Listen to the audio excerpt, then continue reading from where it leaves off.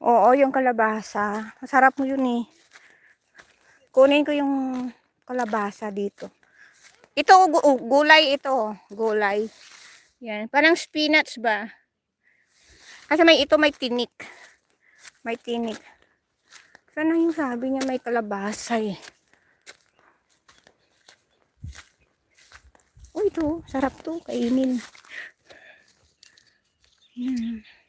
Mahal kaya nito. Yan o. Sana yung sabi niya. Sa kanila yung talong. Sitaw. Ito sa kapatid ko.